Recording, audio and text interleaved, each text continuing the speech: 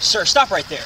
We need to talk to you about that kid. Hey, I need to get to my car, man. I'm freezing. I just pulled a child out of the lake. That's exactly what we're discussing, buddy. Sounds suspicious to me. Suspicious? I was saving him. He was drowning. What were you even doing with that child in the water? You're detained now. Detained? Call your supervisor. This is wrong.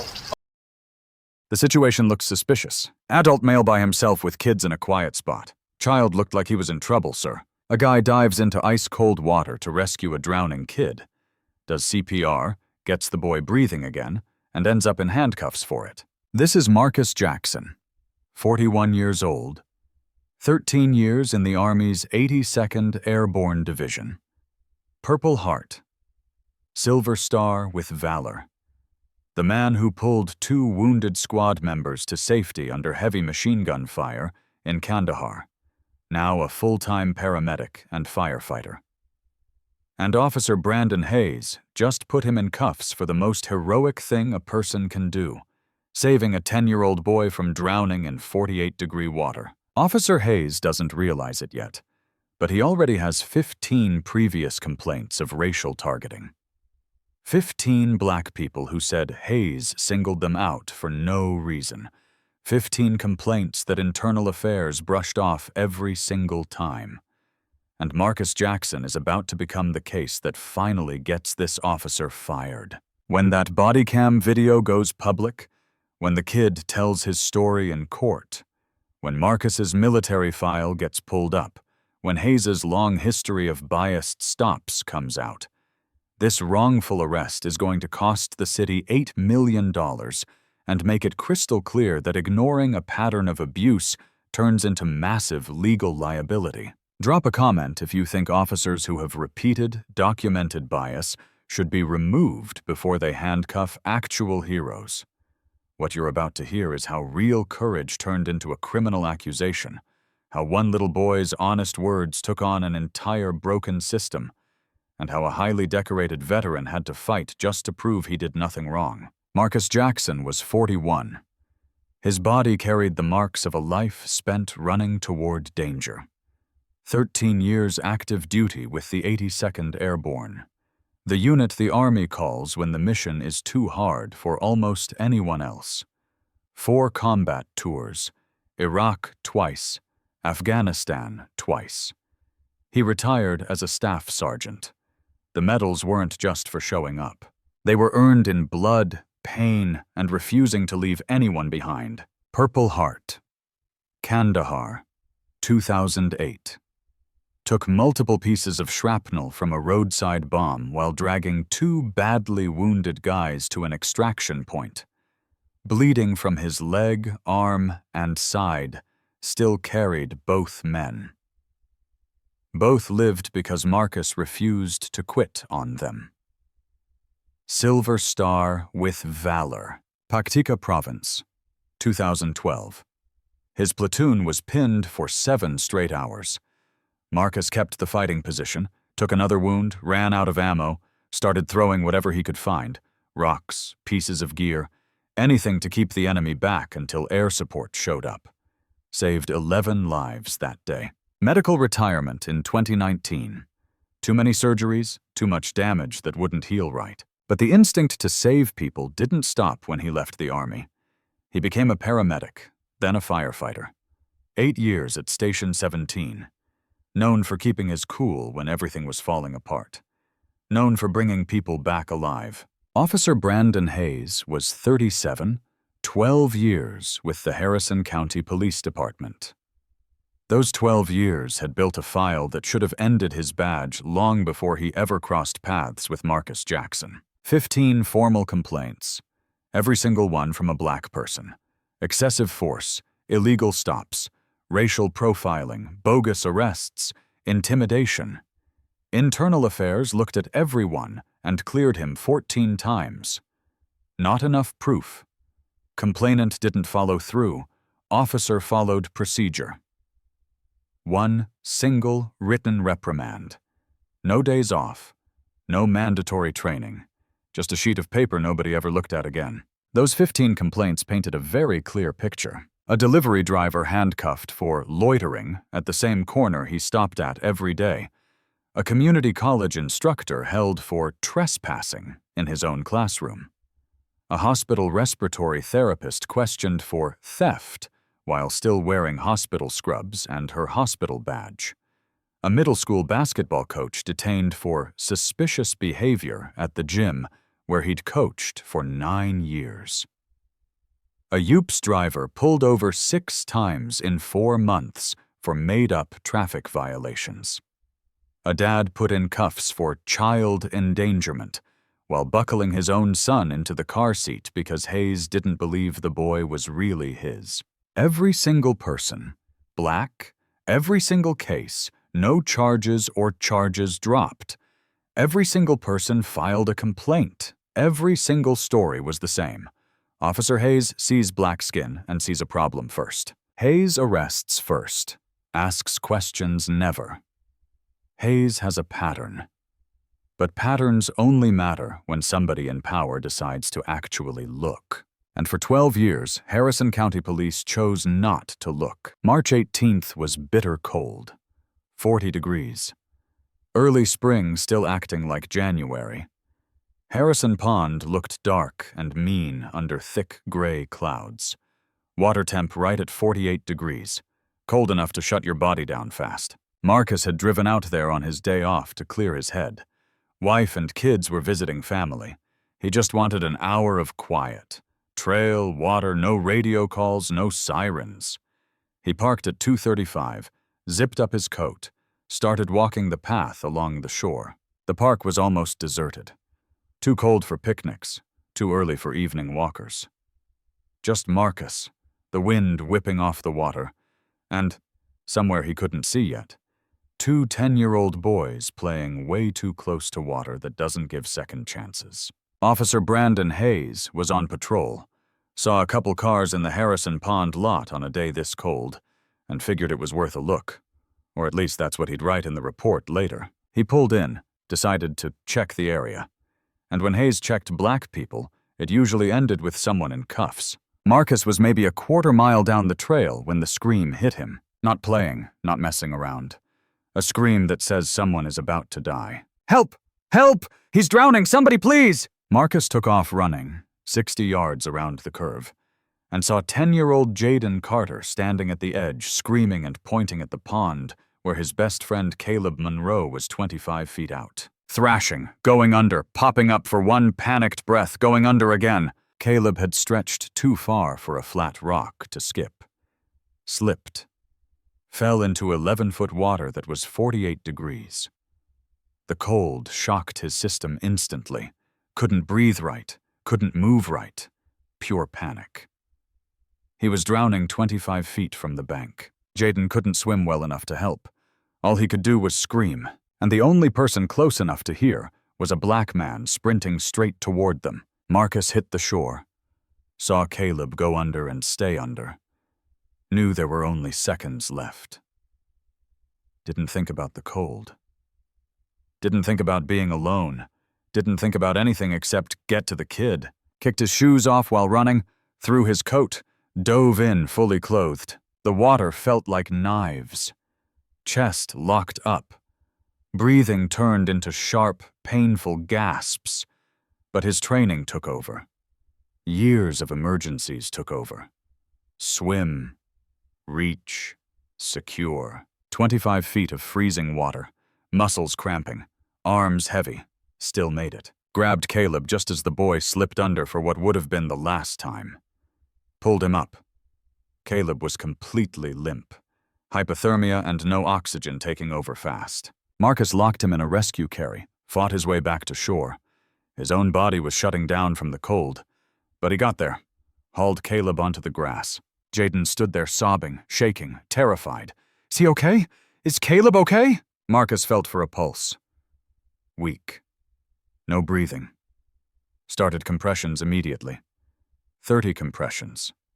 2 rescue breaths, counting out loud, focused. This was Fallujah all over again. This was the back of a Black Hawk shaking from wind. This was last month in the firehouse on a cardiac call. 1 minute, 90 seconds, 2 minutes. Caleb coughed, spit water, sucked in a ragged breath. Eyes opened. Marcus rolled him onto his side. "You're okay, buddy. You're breathing. Just stay still. Jaden cried with relief. You saved him! You saved Caleb! Marcus looked down, hands trembling hard from cold, clothes soaked, wind slicing right through them. He needed heat fast, or he'd be the next one going into hypothermia. He stood up, started walking toward the parking lot, had to get to his truck, had to get warm, had to survive the rescue he just did. Officer Brandon Hayes was coming down the trail. Heard voices, excitement, not screaming anymore. Walked toward the noise, came around the bend, and saw exactly what 12 years of bias had conditioned him to see. Hayes didn't see a rescue. He saw a chance. Black man, white kids, physical contact, empty park. Pattern recognition kicked in. Suspicious. Possible crime. Another good stop. He turned on the body cam. Walked up. Didn't call for medics. Didn't ask what happened. He started his investigation. And when Brandon Hayes investigated black men, he usually found something, whether it was real or not. By the time Hayes reached them, other people were showing up, maybe 12 to 15 from the parking areas and other trails.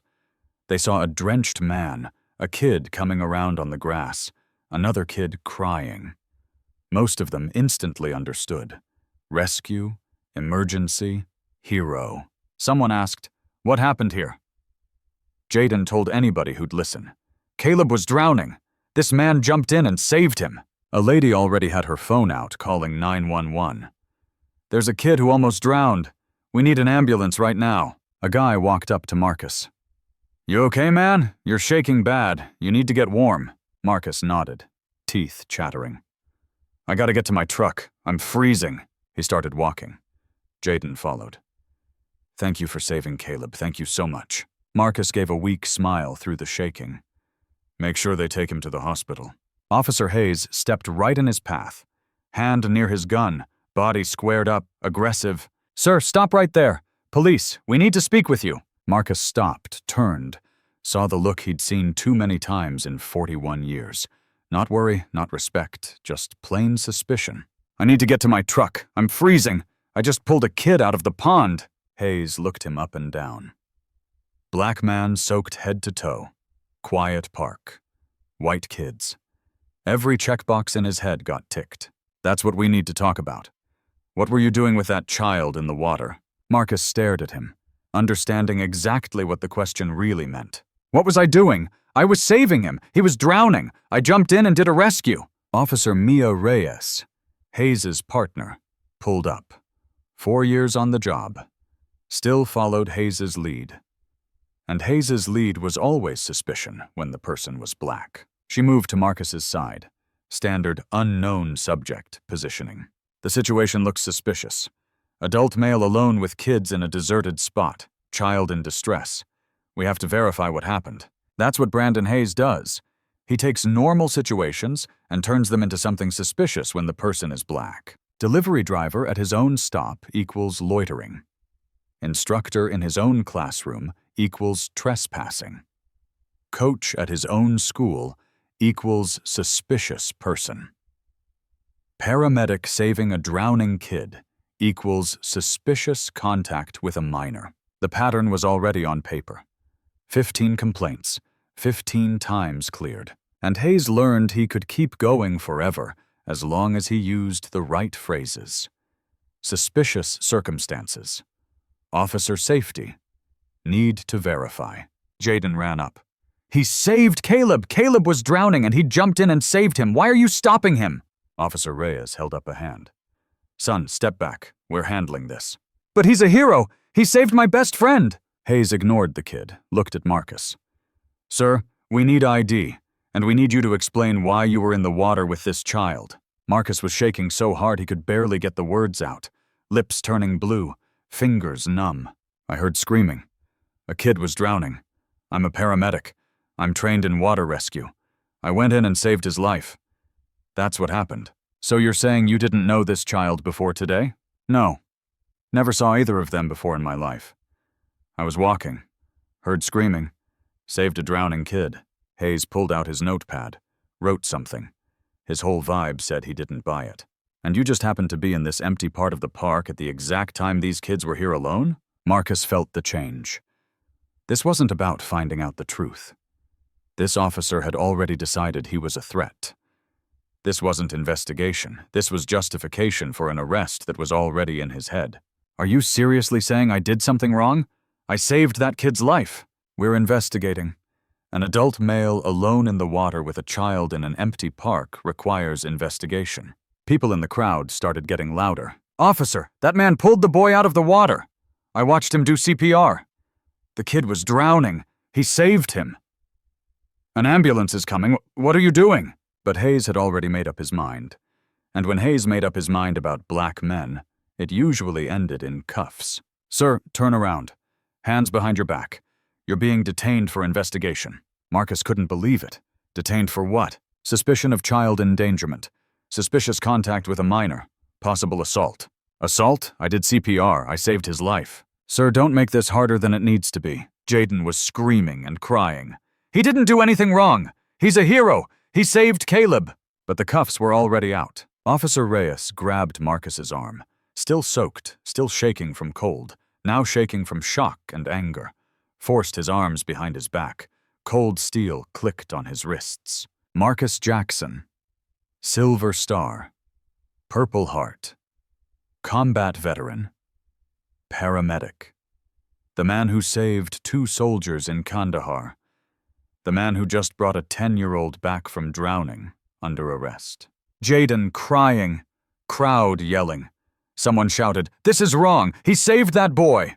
And while Marcus stood there shaking from cold and disbelief and fury, Officer Hayes read him his rights. You have the right to remain silent. Marcus looked at the crowd, at Jaden, at Caleb now being helped by other people, and he understood.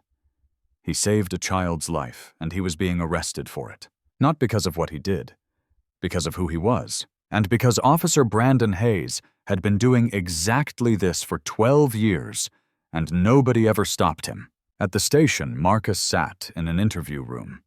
They gave him a thin blanket. Not compassion, just protocol.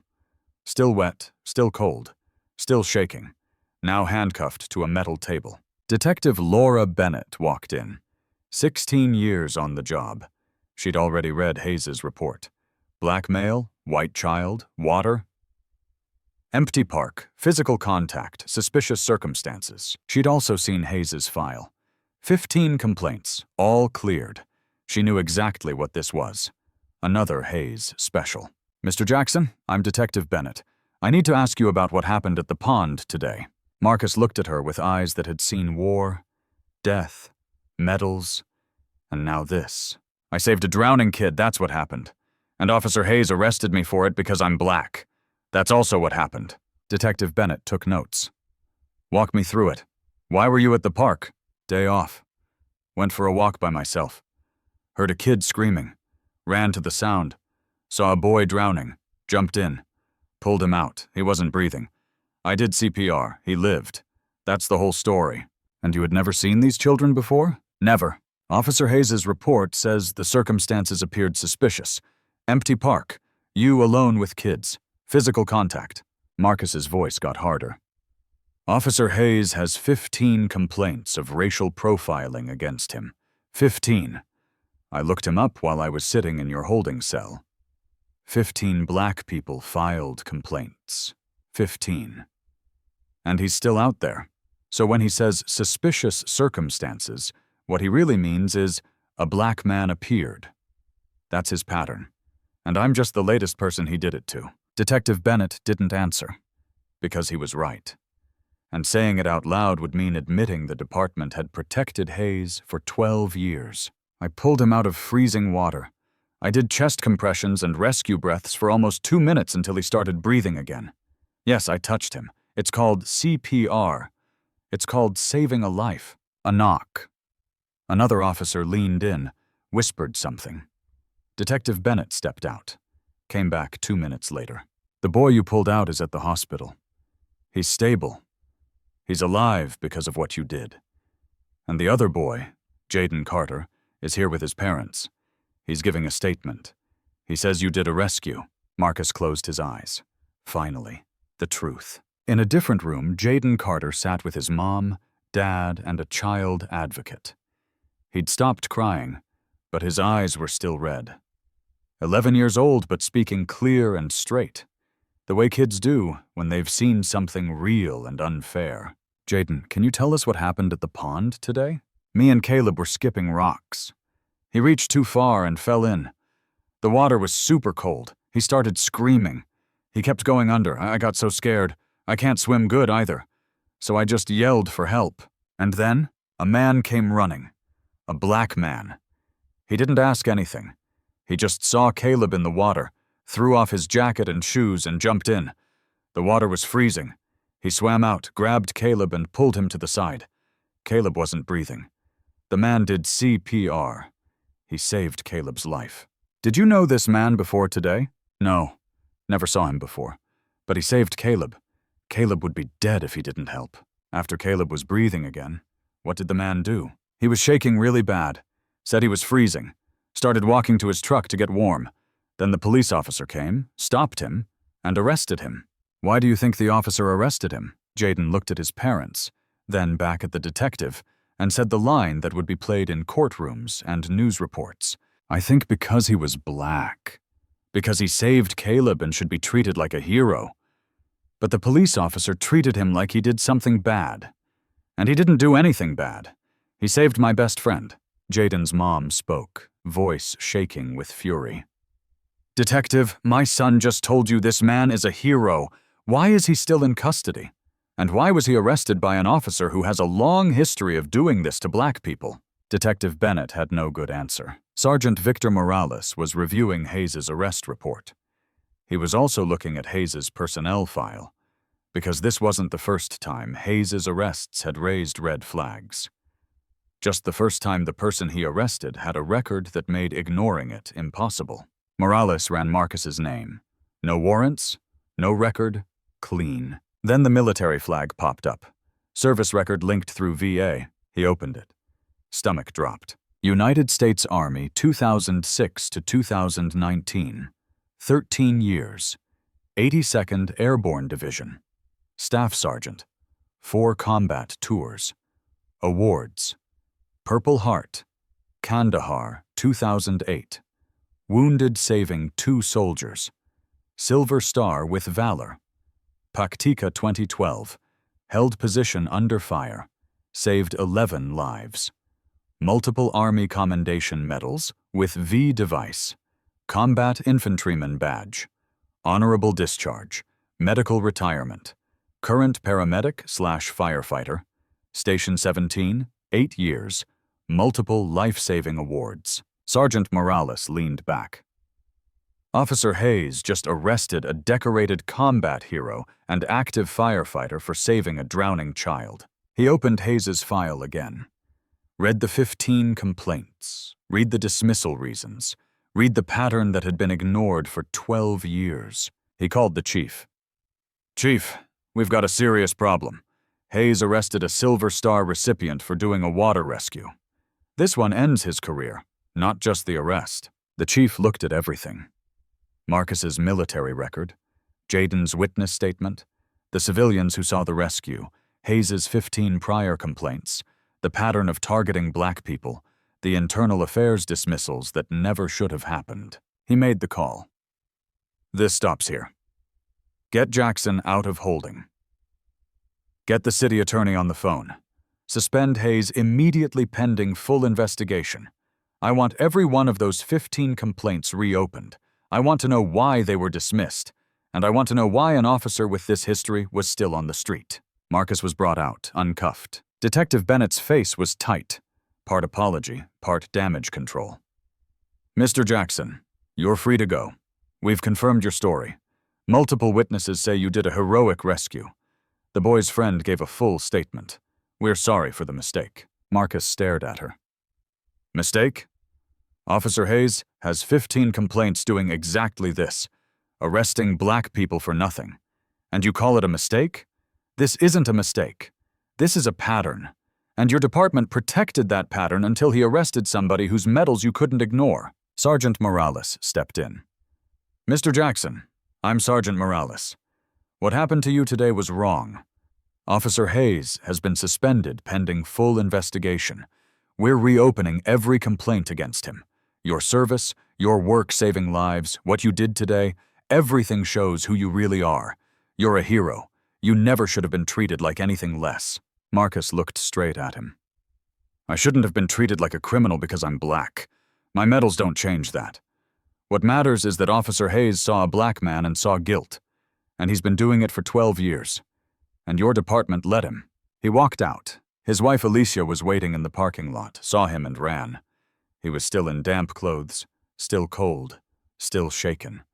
She hugged him tight and he finally broke, shaking with sobs he'd held in for hours. I saved a kid, and they put me in cuffs for it.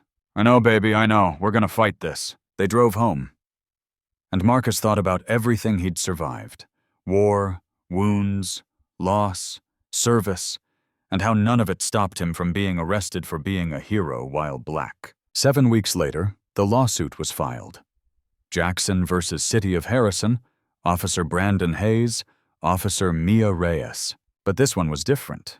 Marcus's lawyer did what should have been done years earlier, tracked down every single one of the 15 dismissed complainants, rebuilt the full pattern: delivery driver, professor, nurse, coach, UPS driver, father picking up his son.